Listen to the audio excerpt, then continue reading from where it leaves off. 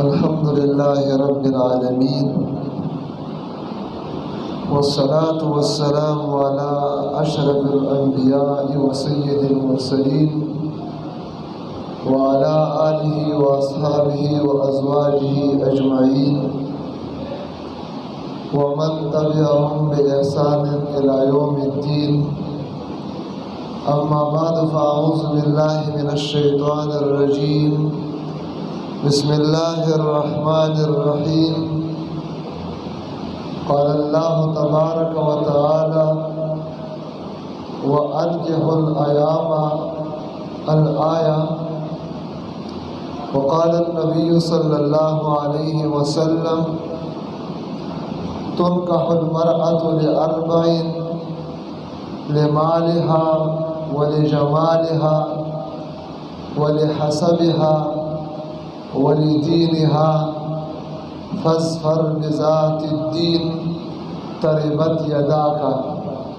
वक़ाल अलैहिस्सलातु वस्सलाम या माशरश्शबाब मन इस्तताअ मिनकुमुल बाअता फ़ल्यतज़व्वज फ़इन्नहु अअज़्ज़ु लिलबसर व अहसनु लिलफ़रज व मन लम यस्तति फ़अलैहि बिस्सौम फ़इन्नहु लहू विजा।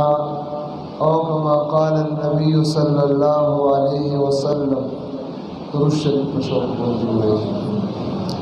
अल्लाहुम्मा सल्लि व सल्लिम व ज़िद व बारिक अला रसूलिल्लाह सल्लल्लाहु अलैहि व अला आलिहि व अस्हाबिहि व अज़वाजिहि व ज़ुर्रिय्यातिहि व सल्लमा तस्लीमन कसीरन कसीरा।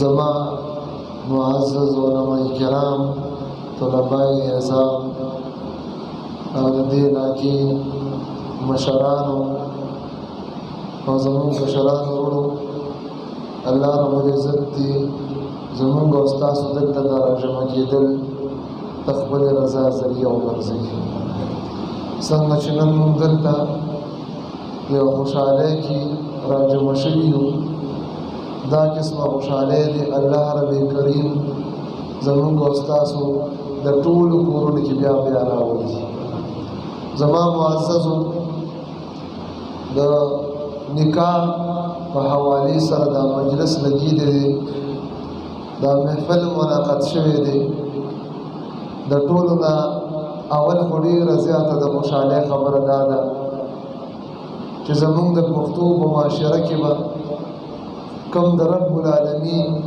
नाफरमानी की द पदा से मुको बांधी अल्हम्दुलिल्लाह आग नाफरमाने ना अल्लाह मुंत निजात रा टूल हुई अल्हम्दुलिल्लाह।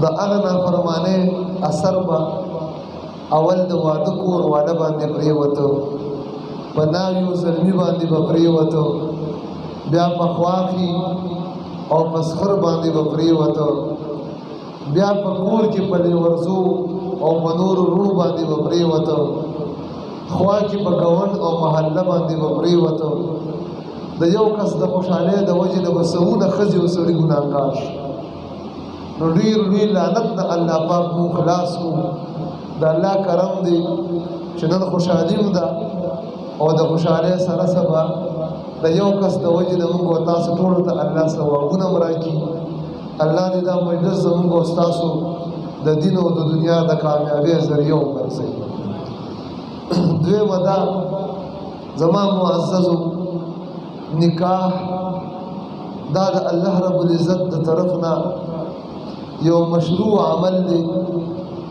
और द तमाम अंबिया किराम सुन्नत थे द टूल अंबिया किराम चूँकि दीन इस्लाम दीन फितरत थे और अल्लाह रब्बुल इज़्ज़त दा अल्लाह तो मंजूर हुआ अल्लाह दा मुख्तल कि दीन इस्लाम ज़कल नाजिल कमा न तर क़यामत पूरी तर आखिरी इंसान रातग पूरी बा दा दीन इस्लाम कायम और दायम और अल्लाह पाक दा मुख्तल कि दीन इस्लाम द उसूल लान दे बज़मा बंदगान तर क़यामत पूरी बंदगी कई और दा सिलसिला द बंदगी बदा से जारी और सारी نو د دغه مقصد پوره کولو دپاره الله رب العزت د نکاح سنت او طریقه جاری فرمایله.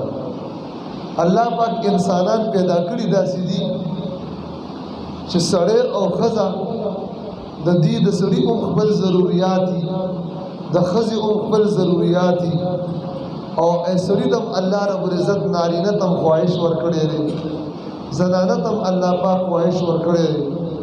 نو که دغه خواهش الله مکه په ناروا ځای کې پوره شي نو د انسان دینی او دنیوي بلا نقصان وشي. همدغه خواهش که په سنت طریقه باندې د دین د اصولو لاندې پوره شي، نه صرف دا چې انسان ته ګناه نشته، انسان ته الله پاک عظیم اجر هم ورکوي. نبی علیہ السلام د صحابو پوښتنه وکړه، ویل جی عجیبه خبره ده، یو سړی په نکاح کې خپل خواهش پوره کوي، یو ښځه په نکاح کې خپل خواهش پوره کوي، نو بیا دا اجر او ثواب د کومه؟ نو حضور پاک صلی الله علیه وسلم وفرمایل، وی تاسو نه زه پوښتنه کوم که دې سړي دغه خواهش په ناروا ځای کې پوره کول، دې ښځې دا خواهش په ناروا ځای کې پوره کول، نو ګناه به ورته وو که نه به ویې ومه؟ بیا چې اوس یې په روا ځای کې پوره کوي نو ځکه الله پاک اجر ورکوي. حتی چې یو خاوند نوړی راوالي او ښځې له په خوله کې نوړی ورکړي، حضور پاک صلی الله علیه وسلم فرمایي دا هم صدقه ده، په دې هم الله رب العزت اجر ورکوي. نو دین اسلام یو دین فطرت دی، معتدل او درمیانه دین دی، ښکلی دین دی، د انسان د هر حال خیال ساتلی دی. نو یو حالت هغه د انسان د خواهش پوره کول دی، په جایز طریقې سره هغې له الله پاک نکاح پوره کړې ده. نو د ناجایزو طریقو د خواهش پوره کولو د الله پاک زما او ستاسو د ټولو حفاظت فرمایي. هغه د نسل تباهي ده، د نسب تباهي ده، د دین تباهي ده، د دنیا تباهي ده، ډېر زیات نقصانات دي پکې. دې د وجې نه په دین اسلام کې د نکاح ترغیب ورکړی شوی دی. پلار باندې زور وړلی شوی دی، مور باندې زور وړلی شوی دی چې تاسو د خپلو پیغلو جنکو او د خپلو زلمو هلکانو نکاحونه زر تر زر وکړي، زر تر زره، او بالفرض الله دې نه کي که چېرته کې یو پلار یا د مور د خپل زوی د نکاح وس وو، د لور د نکاح وس او طاقت وو، سره د وس نه ول نکاح ونه کړله او دا زوی یا لور په زنا کې مبتلا شو، الله دې نه کي، نو دا د دین حکم دی چې پلار او مور دې سره برابر په دې ګناه کې ګناهګار دي. نو دې وجه نه به اسلام دا حکم دی چې فوراً خپل اولاد ته، نارینه او زنانه اولاد ته د نکاح غم کوي. خو د نکاح به څه طریقه وي او دوه درې ګزارشات تاسو سره کومه. د ټولو نه اول زما معززو په معاشره کې مونږ او تاسو دا حقوق اورېدلي دي چې د پلار په زوی باندې دا حق دی، دا حق دی، دا حق دی، خو مونږ دا ډېر کم اورېدلي وي چې د زوی په پلار باندې دا حق دی، دا حق دی، دا حق دی. نو اسلام کې څنګه چې د والد صاحب او د پلار په بچو باندې حقوق دي هغه پوره کول لازمي دي، دغه شانتې د زوی او د اولاد دا په پلار باندې حقوق دي، هغه هم دې پوره کوي. نو تاسو ما د ټول متوجه شئ. د ټولو نه اول د زوی په خپل والدینو په مور او پلار باندې حق چې دی هغه دا دی چې دا پلار نکاح کوي، د نکاح په وخت کې اولاد پیدا کېدلو نه مخکې نو په داسې ځای کې به نکاح کوي چې ښځه به دینداره وي. که ده مال ته وکتل، حسن ته وکتل، حسب نسب او خاندان ته وکتل، جیدات ته وکتل، د دنیوي مفادو د وجې نه یو بېدینه زنانه سره نکاح وکړله نو ده د خپل بچي یو حق ضایع کړ. د دې به الله پوښتنه کوي.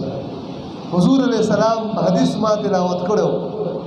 عام طور سره چې خلق د یو زنانه سره نکاح کوي نو د څلورو وجو نه کوي. حضور فرمایي لمالها، ځینې خلک وایي مالداره ده ځکه ورسره نکاح کومه، ځینې خلک وایي لجمالها، دا هلک ښایسته دی ځکه دا په نکاح کومه، دا جنۍ ښایسته دی ځکه ورسره نکاح کومه د حسن د وجې نه. دریم لحسبها، اوچت خاندان والا ده، پښتانه دي، خانان دي، سرداران فلان فلان ځکه ورسره نکاح کوم. او څلورم نمبر لدینها، د دیندارۍ د وجې نه. نو نبی علیہ السلام فرمایي فاظفر بذات الدین، ته مال ته مه ګوره، حسن ته مه ګوره او حسب نسب ته مه ګوره، فاظفر بذات الدین، دینداره ښځه غوره کړه.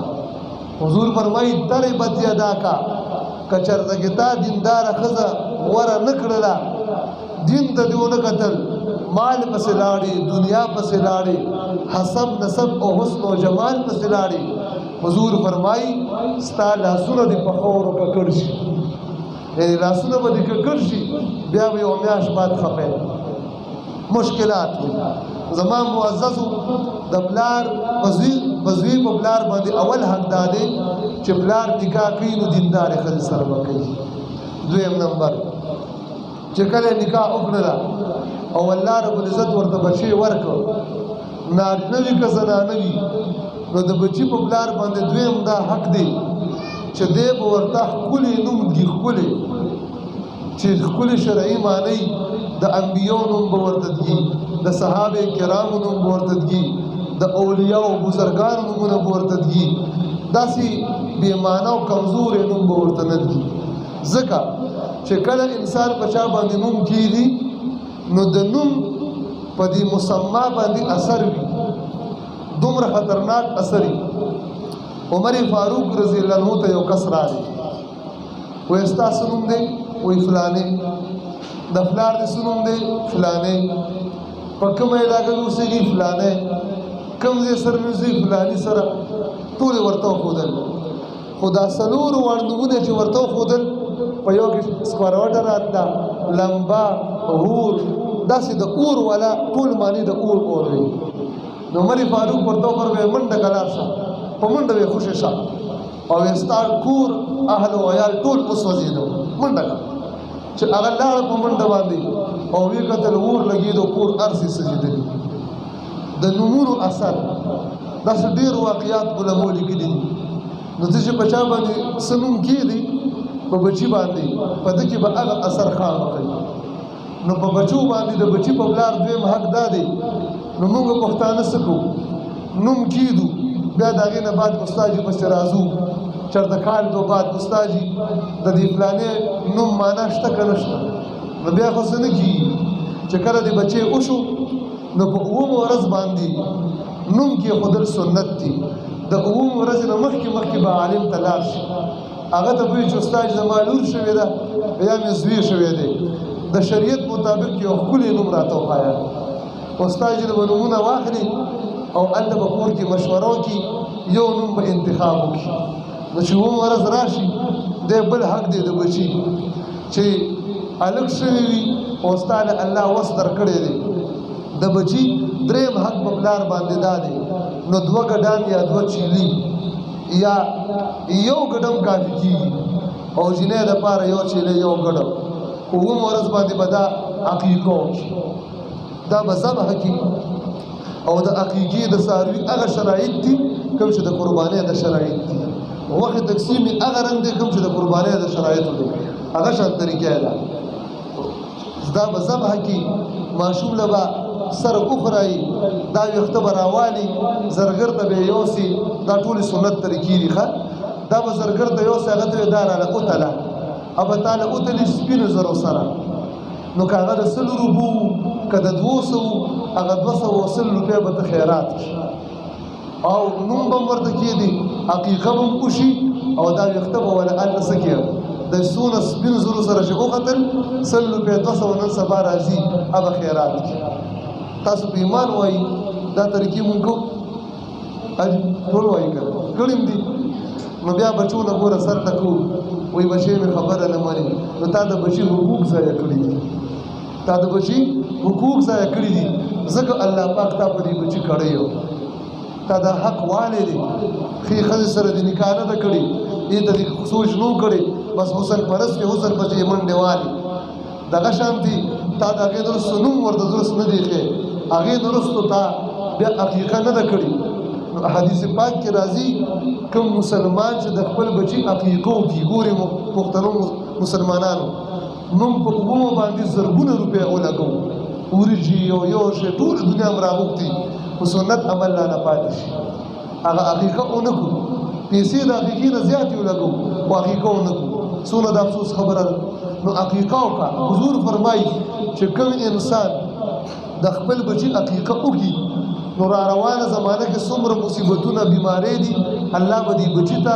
د دې عقیقې په برکت هغې نه امن او امان ورکړي او که چېرته کې وس وو او سنت عقیقه دې ونه کړه نقصان یې څه دی 3 نقصانه غټ یو دې د بچي او د زوی حق ووایي دویم نمبر دا چې په دغه بچي باندې به بیماریانې دریم نمبر دا که دا بچی دی عالم یا نیکعمل او دیندار او ورځ د قیامت به ستا شفارس دا بچی نه کوي څونه نقصان دی نو لهذا زما معززو د بچو د دې حقوقو به خیال ساتو بیا څلورم حق دا دی چې تا خپله ښځه دیندار وکړه بچی دې پیدا شي په هغه دې نوم هم صحیح کېښو د پیدایش نه بعد عقیقه دې وله وکړه څلورم حق دا دی چې دې بچي به دینی تربیت کې بچی به په دینی تربیت کې رالوې هغه ته به د الله تعالی محبت په زړه کې اچي د سید الکونین صلی الله علیه وسلم د خو پیغمبر صلی الله علیه وسلم محبت په زړه کې اچي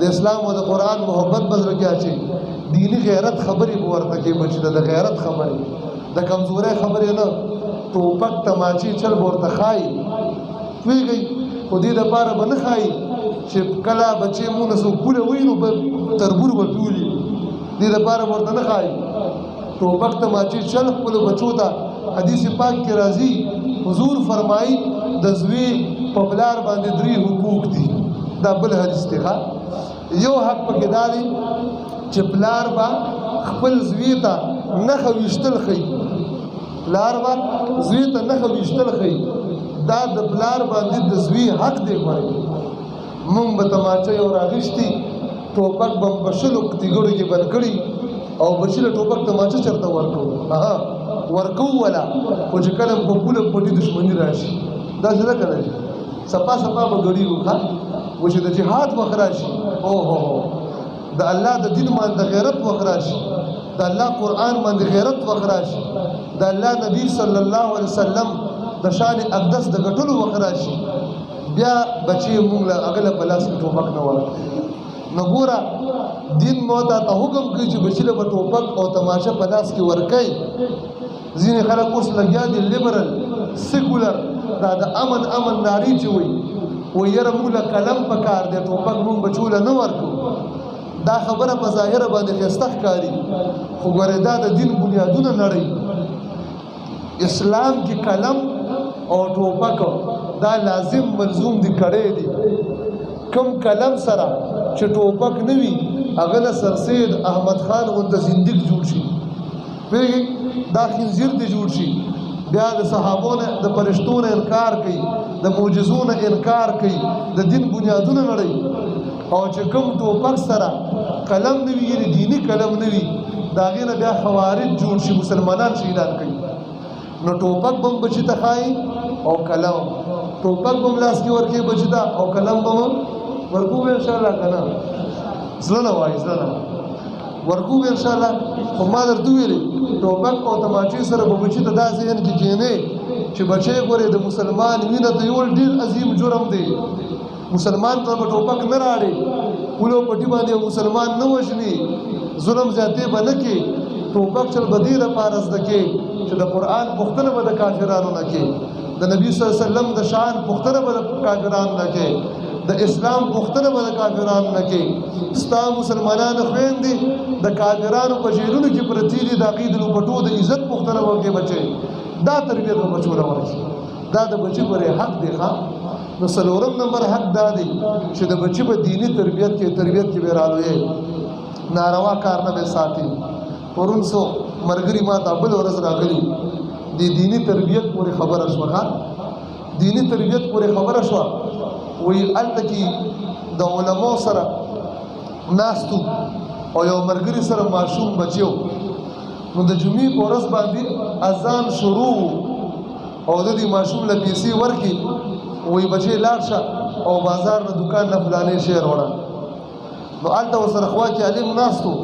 هغه عالم ته ویل دا بچی دې راواپس کا او یې کینول او بیا دې پلار ته ویل ګوره قرآن کې راځي او د شریعت دا حکم دی چې د جمعې په ورځ کله اذان وشو اخیستل او خرڅول حرام دي. اخیستل او خرڅول حرام دي. د جمعې د اول اذان نه بعد به صرف د مونځ تیاری کې زمینداری حرامه او اخیستل خرڅول حرام، کاروبار حرام، هر څه حرام. نو ته چې دې ماشوم له د اذان په وخت کې پیسې ورکې دا ته د څنګه تربیت کې سبا به دې رالوي شي او دې به وایي چې بس د اذان په وخت کې خو اخیستل خرڅول د جمعې په ورځ څه جرم نه دی ولې پلار هم پخوا ماتوي. نو ګوره دا تربیت به کوي. اسلام وی اسلام دا حکم دی، د شریعت دا حکم دی. نبی علیہ الصلوۃ والسلام په مخ کې باندې یو زنانه و یو بیبي وه.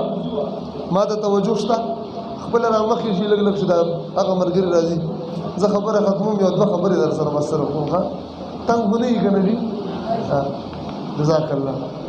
متوجه یي ټوله ما ته به ګوري. ښه دا خبرې زده کوي په دې به عمل کوو انشاءالله. اسلام دا د حضور پاک په مخ کې یو بیبي بچي ته ویل راشه بچي راشه کجوري والا. نو هغه بچی ورته را روانو ماشومان ته مور وایي که نه. نو چې کله راورسېدو نو کجوري ورسره هغه ویو لاس کې ورکړي. نبي علیه السلام ورته وفرمیل دا دې خو کړ که تا سره دا کجوري نه وي نو دا جرم دروغ که نه دا دوکه به دې زوی هم زده کړې وی. نو داسې کار به هم نه کړي. د اسلام دا حکم دی چې کله ته خیرات او صدقه کې نو د خپلو بچو په لاس باندې خلکو ته ورکوه. سوالګرې راغې نو بچي له ورکه څه دپاره چې ده کې هم سبا دا یو ښه صفت پیدا شي دا د صدقې او د خیراتو. د بچي په لاس باندې ښه کارونه کوه، بد کارونه مه کوه. افسوس دی مونږ څه کوو بچو ته کنزل ښایو که نه ښایو. هله بچی لږ کاږا ته خو کنزل وکړه، هله بچی د مور ته خو کنزل وکړه او سرګډې بوی بچی یو کوف ووهه او یو نسوار خو واچوه. استغفر الله. د داسې بچو نه بیا موږ ملا صاحب پسې ګرځو به بچي راله تعویض وکړه کار مې خراب. نو خو تا حقوق والي دي که نه زما معززو. نو تربیت بیا کې څلورم نمبر حق دا دی چې د ده به تربیت شروع کړي. بیا چې کله د خیره سره لور خور پیغله شوه او بچی دې زلمی شو نو چې ته مالدارې الله پاک جل جلاله وس در کړی دی نو زما معزز دا خبرې واورئ. نو بیا به له د نکاح غم وکړي. بیا هغه له په ښځې کې د نکاح غم خاندان ته مه ګوره، مال ته مه ګوره، حسن ته مه ګوره. دینداره کورنۍ کې ولا نو څوک هغه د نکاح غم. کوشش کوئ د دیندارو خلکو لوریان خویندې کوئ او خپله لور خور هم دیندارو خلکو له ورکوئ. اوسه پورې به تاسو کوم عالم یا یو پیر یا دینداره سړی نه لیدلي چې هغه نه خپله ښځه خفوي یا مطلب جنګ او جګړې. هغې په حقوقو باندې پوهې دي. د ښځې خیال ساتي، د مور او پلار ساتي، دغه شان د سخر او د پاغې ساتي، په هغې باندې پوهې.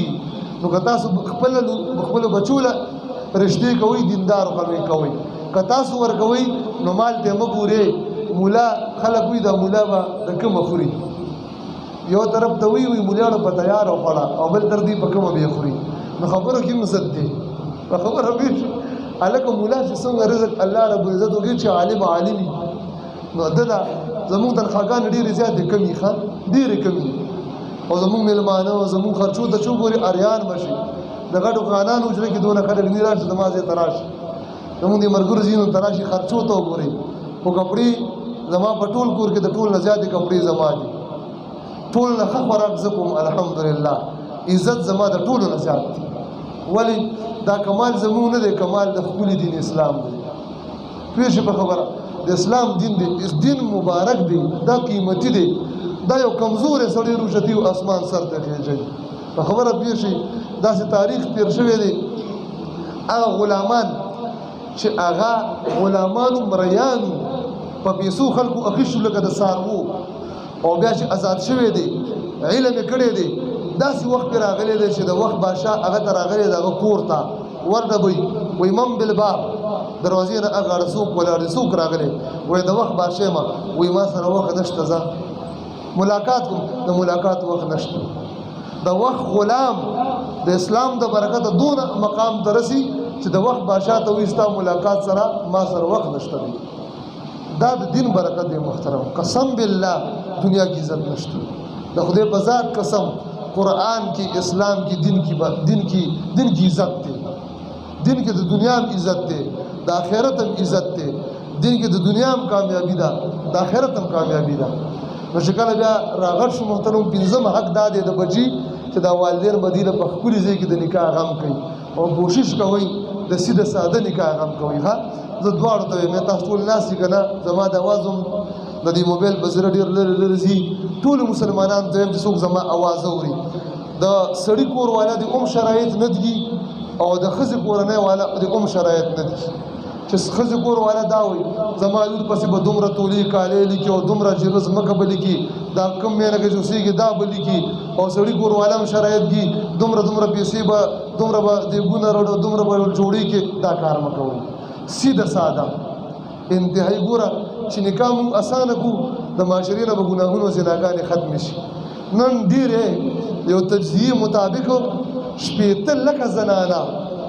شپېته لکه زنانه په پاکستان کې نکاحونو ته سترګې ووتې سترګې شپېته لکه زنانه هغې دپاره خاوندان نشته دا ولې دغه شان په لکونو زلمي ګرځي او هغه ګناهونو کې مبتلا دي ولې ځکه چې مور او پلار د معاشرې او د عرف او د رواج د وجې نه د واده نوم اخلي نو هغه وایي چې دا خو ډېر ګران دی ځکه چې دا دنیا به را خبرو ما جوړې به کوما بیا کورونه کې الماره لوښي او کالي و د خدای بندګانو سادګۍ ته راشي د خدای لپاره سادګۍ ته راشئ د نبي صلی الله علیه وسلم نور مبارکه فاطمه الزهرا رضی الله عنها چې ودیږي د هغې ټول جهیز څو نو د هغې ټول جهیز نو یو میچنه وه او د کجورو د پتو نه ډک یو بالغ و دغه دوه درې څیزونه دا د هغې جهیز د علي رضی الله عنه خپل کور هم نو چې هغه ته ودېدله پردي کور کې واده شوه نو معززو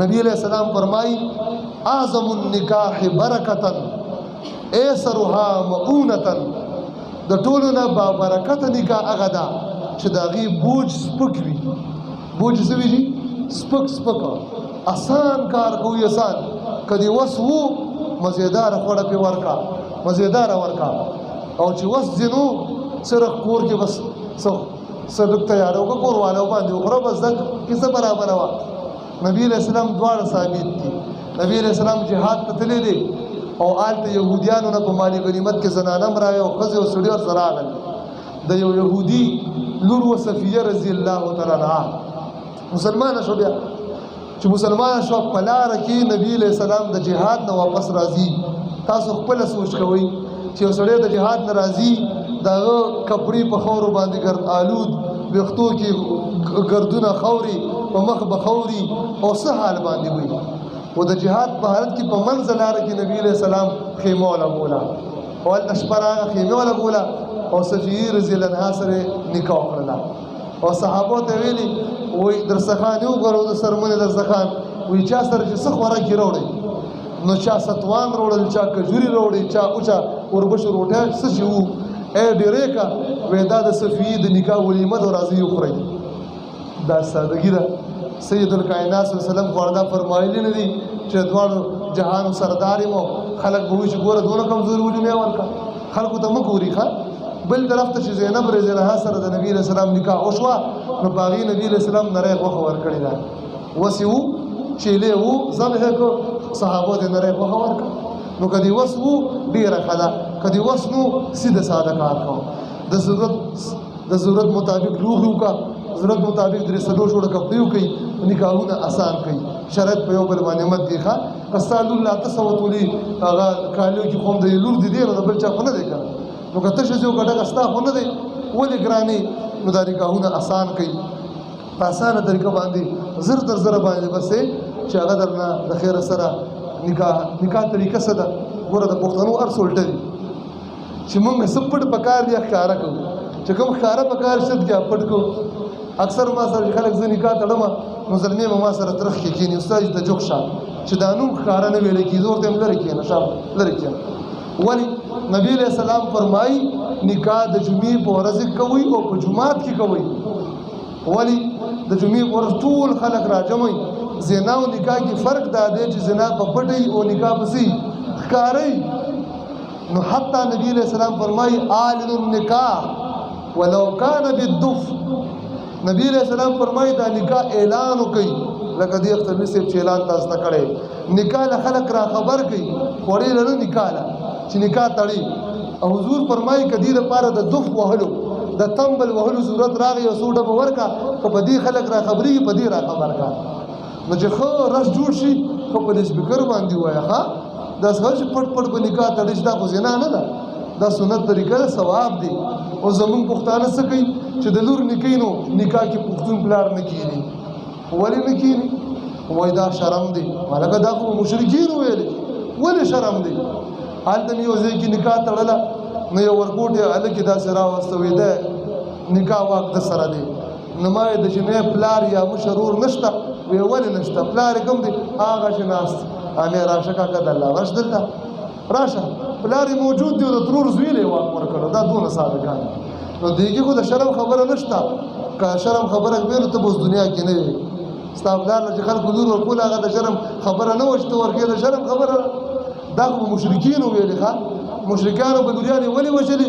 یاره دا د غیرت نه خلافه ده چې دا اوس بل ته به وادېږي. واده خدای بنده نو ته چا نه پوهېدی؟ په پښتنو به دا کیسې ځان نه به وباسو. نکاح به د جمعې په ورځ کوو، په جومات کې به کوو انشاءالله، ښه په ښکاره به کوو. او نکاح کې یو بل سنت دی ښه ګورې مونږ رواجونه خپل کړي او سنتونه هم پرېښي دي. سنت دا دی مستحب خبره ده چې جومات کې کله نکاح وتړلی شي نو مزېدارې چواري کجوري به راوړي، نرمې کجوري چې په شا سترګه پې ونیسي هغه ریړی والا خو سخت دي که نه 80 کیلو والا هغه نه مضبوطې ښکلې کجوري به راوړي. نبي علیه السلام به نکاح وتړله بیا به داسې وشلوي په خبره پوه شي. هغه چا ځان دپاره ونیولي بله ورځ مونږ نکاح ما مقتدیانو باندې لازمي کړي دي. زما مقتدیان ټول دا ته جومات کې نه کوي او پکې دغه څه ګوشندو پکې ښه دا چواري دا سنت دی. نو مونږ دا سنتو کې برکات دي او رواجونو کې ګورې نقصان دی دیني او دنیوي.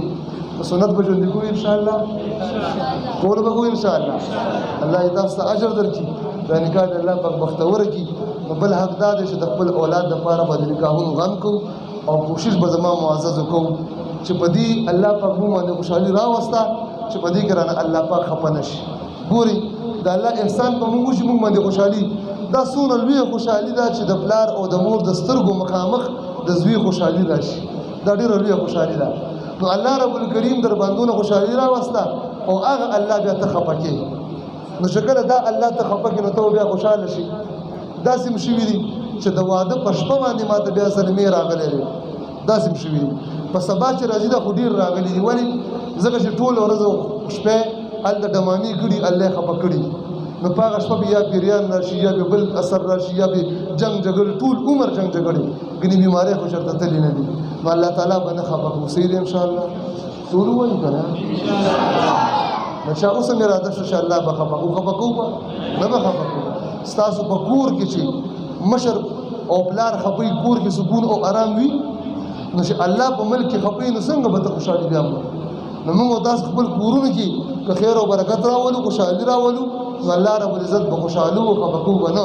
نو چې ودونه کوئ علما راولئ، نعتخوانان راولئ، دیندار خلک راولئ. نبی علیہ السلام فرمایي اکله مالک تقی ستا مال دی پرهیزګاره سړی خوري چې ډمان خوري ډمان نو علماو باندې وخوره که نه دا دیندارو د مسلمانانو باندې وخوره که نه نو چې ستا مال ژړو خوري ابې ګډا کړي تا ته هغه عذابونه را روان دي بهتر ده که چې مولي صاحب او تبلیغي او پیر صاحب وخوري او هغه عبادات کې ثواب راځي هغه بهتره ده. وایه که نه کومه بهتره ده؟ ثواب که عذاب؟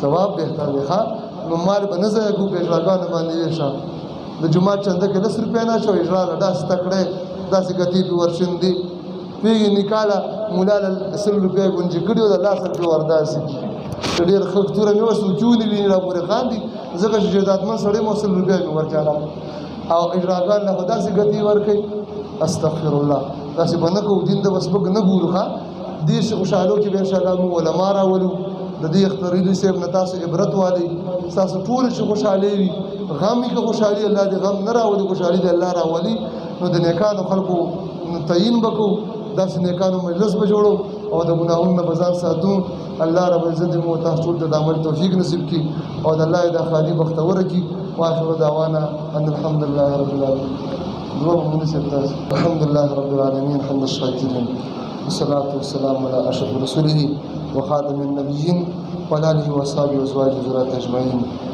الله دا کوم مجلس وشو او الله اوس ګوري دا خپل دربار قبول کا زما او زما د ټول مرګرو دا راتګ د خپل رضا ذریعہ وګرځوا الله د ټول مرګرو د خوشاله نصیب کا د غم او مصیبت نه موږ دې ټول محفوظ وساته اخلاص سره دعا کی دا کوم خادش روانه ده یا الله په خیر سره په عافیت سره او برکت سره سرته ورسه د هر قسم دینی او دنیوي شر فساد نقصان نه محفوظ وساته الله دا ناس کوم مرګري چې دي مهربان رب دې ټول مرګرو ته خیر نصیب کا د دې ټول کورونو کې خیر او برکت واچو دا ټول مرګري سره زما د دې دور د فتنونو امتحاناتنا مشکلاتنا عذابونو تکالیفونو محفوظ وساته مهربان رب دې مرګرو کې د چا نکاحونه نشته د سنت طریقې سره برابر په خوخه